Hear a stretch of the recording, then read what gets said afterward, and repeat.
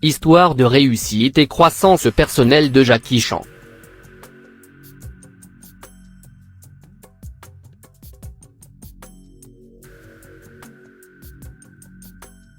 Son père était un espion et sa mère était un trafiquant d'opium, cela m'a poussé à m'envoyer en internat à l'âge de 6 ans.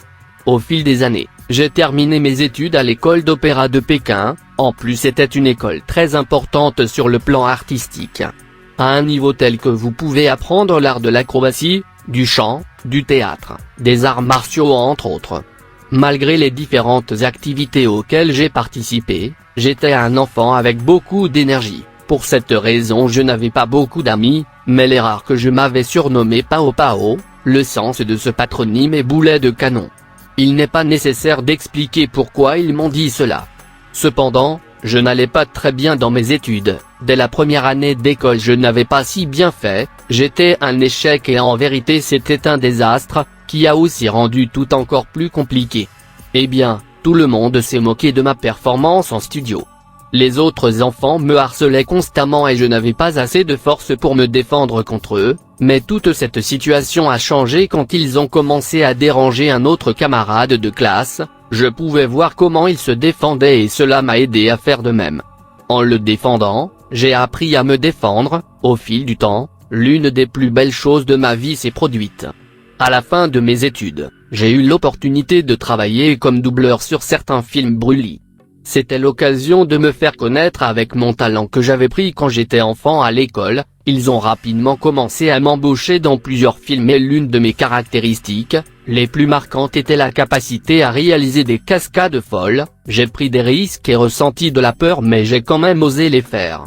J'ai commencé à apprécier film après film, quelques années plus tard, Bruce Lee est décédé, et cela m'a fait gagner beaucoup plus de popularité dans les films de Kung-Fu, faisant de moi une star mais malheureusement je n'ai pas pu le garder longtemps.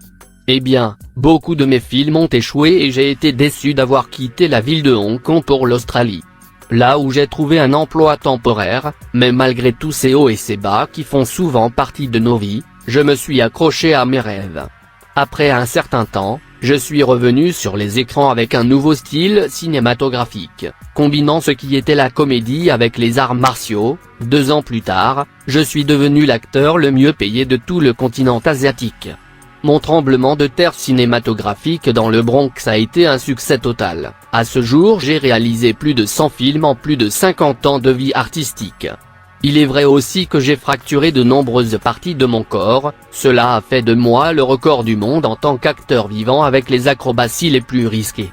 J'ai également la capacité de parler 7 langues et j'ai eu une formation en chant classique. Malgré les choses négatives qui m'est arrivé dans la vie, la persévérance ont permis d'atteindre mes objectifs.